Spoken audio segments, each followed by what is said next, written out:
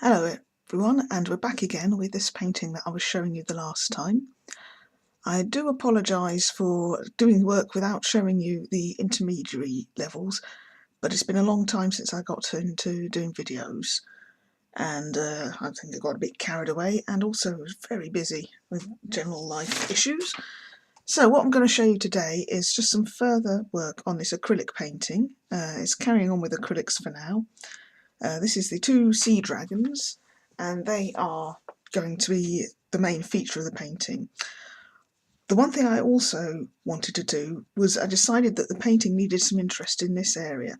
So what I've done is added a little ship. This is going to be like a little submarine, and I started off with doing some sketches here, some very rough sketches till I got to this one.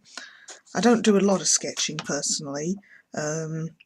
Sometimes ideas just come as I'm painting and I do them, but this one is going to be a little round cute submarine to go under this water with these creatures. Let's put that one away.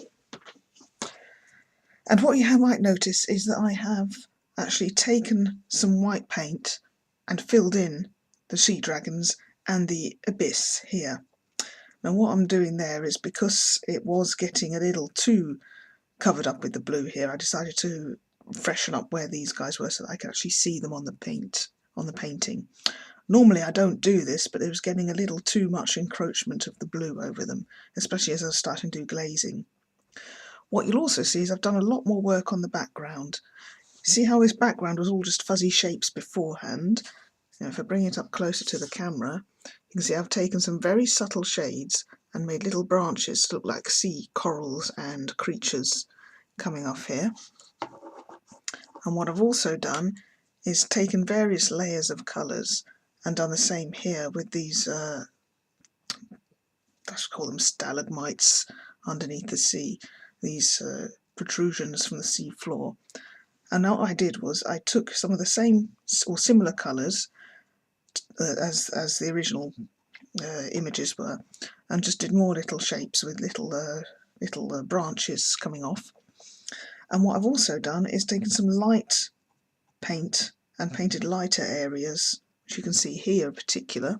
Again, if I hold it up a bit closer to the camera, you can see I've taken some lighter paint and gone over it in light areas. There we go, tilt it a little, you might see it clearly. There you go. And this was before I filled in all the white here and before I did this little machine. I've also done the same down here, and I've continued the light here. Now these will have to be changed gradually, as I'm going to do a red light coming from here. It's going to be like a larval abyss coming out of here. And what I'm going to do is, where the red light hits it, you're going to have a really contrast of orangey red and maybe some yellows on these things here.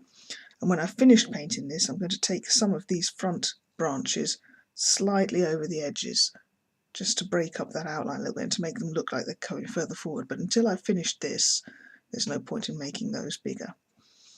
So what I'm going to do now is continue with this painting, and I'm going to continue with the background. This will be a short video, and I'm going to continue with this background to show you how I do what I do. Now I've got a number of very small brushes here with nice round tipped ends. They're various makes and models, and they're all very small. I couldn't tell you the exact size because I can't read it on the thing. I think this one is a 50, so it's not the smallest. I think this one is the smallest tip. I've got another one here which is I think similar to the 50 but slightly smaller. And they're all round tipped, but they do create a nice point on the tip when they're dampened down. So they're very versatile brushes, and again, my favourite, short handle. I'll try not to let my hands get too much in the way. I've got my palette here, my lovely plastic takeaway container palette, and here we have, from yesterday, because I covered this up so it wouldn't evaporate, we have a nice magenta, a purple, a Windsor blue, and a standard, I believe that's a titanium, yes, it's a titanium white. And you can see I don't put much on these because you don't need a lot with acrylics, and unless you're using a stay wet palette, the paints dry out very quickly. Also, as they come out of tubes, you can't always put them back in the tubes as you can with jarred paints in jars, so you don't want to go wasting your paint. And sometimes what I do, so that I can see what I'm doing when I'm mixing with this, so I'll take a piece of paper and just hold it underneath the palette so I can see what I'm doing. So I'll try not to get my hands in the way, and you may hear me gulping. I've got a cup of coffee here, which is going to come now. Apologise for the interruption. But I don't often talk to videos, so I get a dry throat. So what we're going to start with is one of my smaller brushes. Which one do I want? I think that one, the slightly largest of the three small brushes. I'm going to continue to do shapes around here and try and make it more sort of exotic looking. I have a jar of water and some tissues beside me to wipe the paintbrushes on. So I'm just going to show you what I'm going to do. Let's take some white.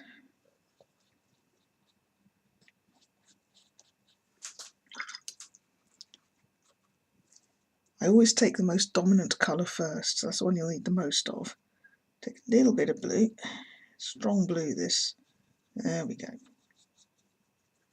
You see how much that's changed. A lovely colour there now.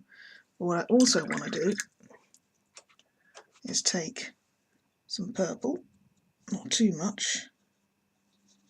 I'm trying to create a variety of shades based on the colours in here already in the painting, so I tend to use the same paints. And some magenta. You can see I've already gone on the magenta. I'm not too worried about the fact that I've got some other paint in there because it's such a strong colour when it comes out. This is also, my magenta is quite old and a different brand to my other paints, so I have to work it a little more to get it happy. A little bit more water on there. There we go. Now I think, looking at these, I'd actually like that a touch darker, so I may add some more blue. That's it, that's more like it. That's the colour I was after. See, I've added more blue there, and that's got a very dark colour. However, it's not that dark on here.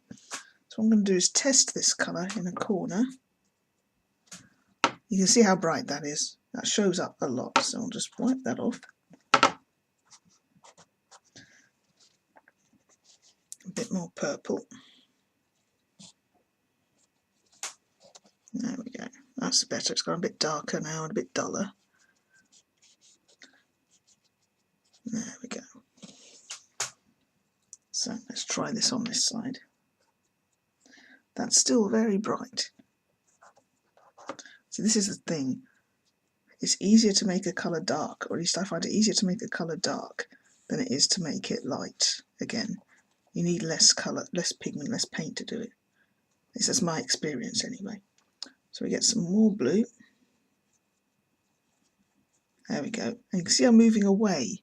So I've still got some of these lighter colours ready, should I want them. A little bit more purple. And a bit more magenta. Just to get it all sorted out. You can see the magenta is looking very, very grainy. It's very old paint and I have to work it in. You're best off checking your paints and they use by dates if they have them, because paints do have a shelf life. And if they start to get unworkable, then it's best to not continue to use them and to buy fresh. But this is still workable for me, so I still use it. Now this is better. Now you see I'm rolling my brush. For me that gets a lot of paint off and out of the base of the bristles, and then I can just dip it and it leaves a roll of paint. So you've got a nice little reservoir there of paint by rolling the brush against, with the whole of the length of the bristles against the palette. There we go. Now you see this is a much better colour because you can barely see it on the camera. So what I'm going to do is do that. What I may do is focus the camera close to on this area and we'll see how we go. Okay.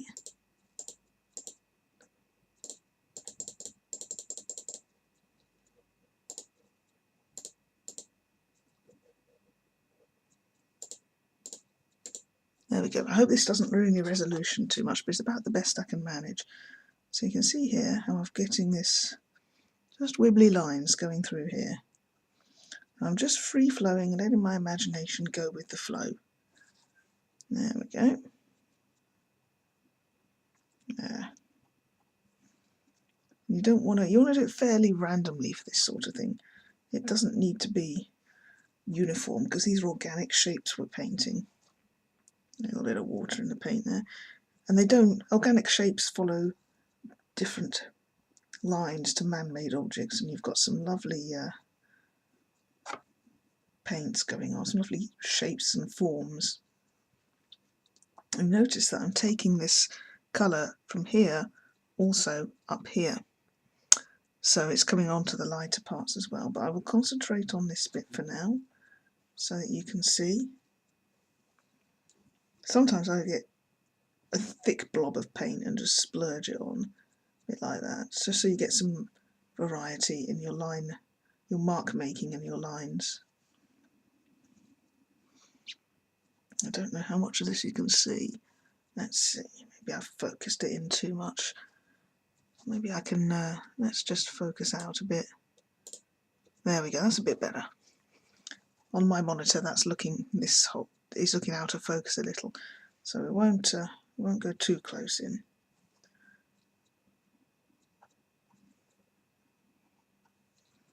There we go.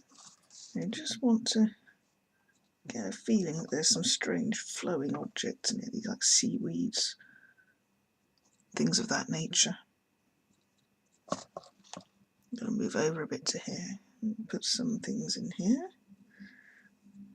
Now, because I'm using acrylics, they'll dry really nicely, and I can show you how I build up these layers. It's very simple.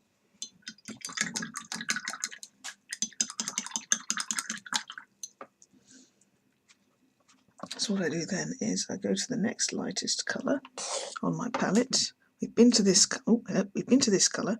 We're now in this colour. I'm going to mix a bit more of the blue in because it's kind of a little overly purple. And we're getting another nice colour in. And so what I'm going to do now, a bit of water, and you can do this with some acrylics because they do dry very quickly. These are still wet, but they're almost dry. So we can go over some of these. Where we've done the marks before, we can go over and just do some more mark making. And you'll notice I occasionally rub with my finger. I like to do that to get a nice effect going on, and also sometimes when you're wiping away paint, especially the acrylics, you've got to do it quickly and just get it out before it dries down. There we go, you see some lovely colours coming on.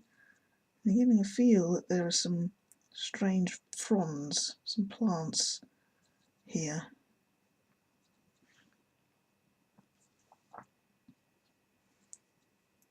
So this is how you do it. And sometimes you put on a blob too much and you have to just gently wipe it off.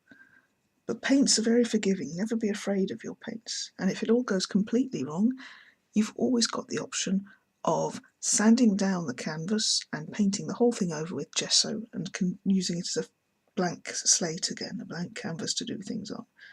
Never be afraid of paints. They can be unpredictable sometimes. I think that's the beauty of any art equipment. It's called art and not science. Here we go. Might put some light up here. Get a bit of contrast in this section. Of course, there won't be a huge amount of light because this is underwater, and most of the light source is going to be this thing here. So I have to be very careful about where I'm putting my light areas. I don't want too many because I want the rest of it to look very dark.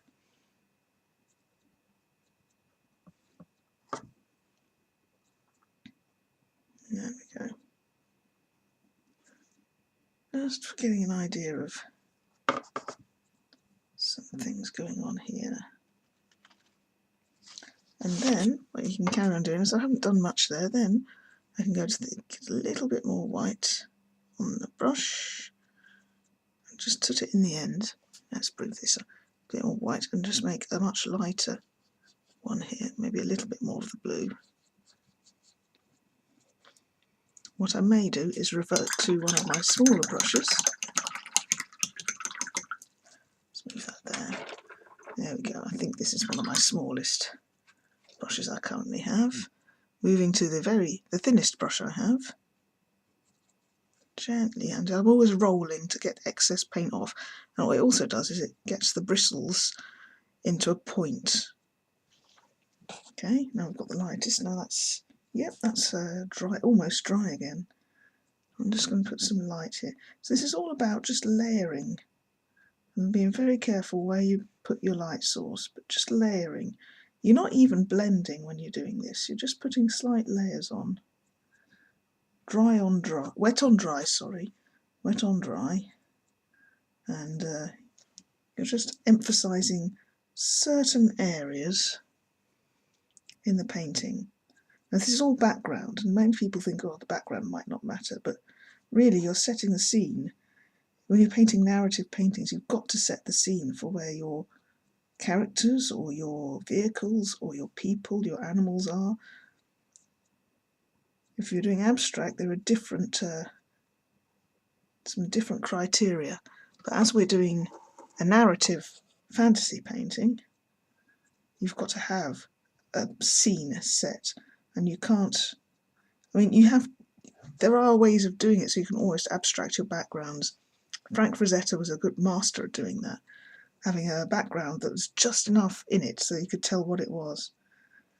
But I'm like doing my details, so we're going to move over and do some more, just enough, not overdoing it. I'm picking now which pieces I want to highlight, and each one's closest to the light source are going to have the most light on them, but some of the others, some of the fronds above, behind, are coming over the fronds and stuff. I'm going to focus out a bit more again.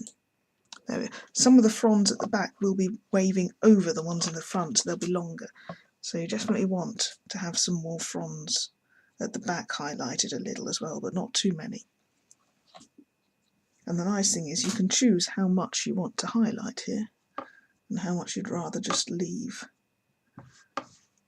And there's no right or wrong. It's whatever looks good. There's no right or wrong. It's whatever looks like it might work.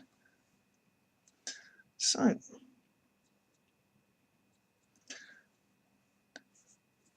I think that's enough for now. Maybe a little more here, just to get an idea.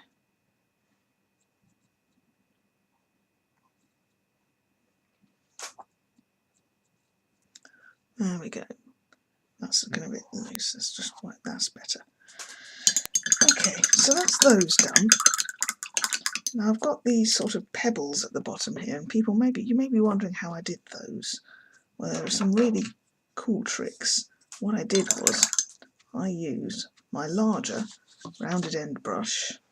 There we go. This is a size 4,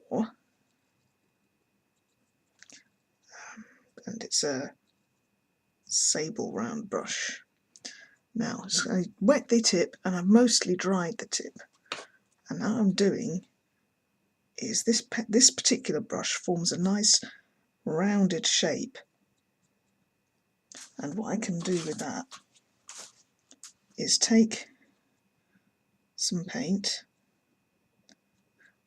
and you notice I'm testing it on the palette to see what it's doing before I put it on the canvas, and you want it fairly dry, and it makes these amazing little shapes which are fantastic. And I discovered this yesterday while painting, is that this actually makes a nice highlighted pebble shape. There we go, you see? And you can just dab it. It's all a type of visual shorthand, but it works so well. So what I'm doing is just continue over here. Don't want all the pebbles, and we don't want them too evenly spaced either. Now I do this a lot. I do turn paintings when I'm using, so let's bring it over if you can see it. You want them to look a little scattered. And what I do is, the further away from the light source, obviously the less light you want to see, the less highlighted ones. So the ones closest to the light source get highlighted. I'll do little bits of highlights on ones this far away as well, just so you can see them. There you go, and you don't want them, because it's this natural seabed that I'm trying to recreate here, you don't want to do them too even. If I was painting a cobbled street, they'd be very even. They are looking very similar in size though, so after a while, when I continue, I may do some smaller dots to look like smaller pebbles.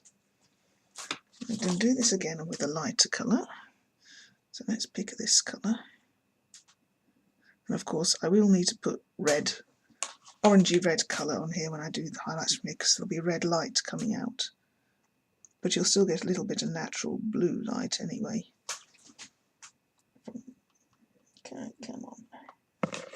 Right. There we go. And the roughness of the brush provides a really nice texture to the pebbles. Because what I may do is glaze this area around as well and create it as a sort of vignette. Okay, and I think I'm going to add a touch more white down there. There we go, and just do some of them.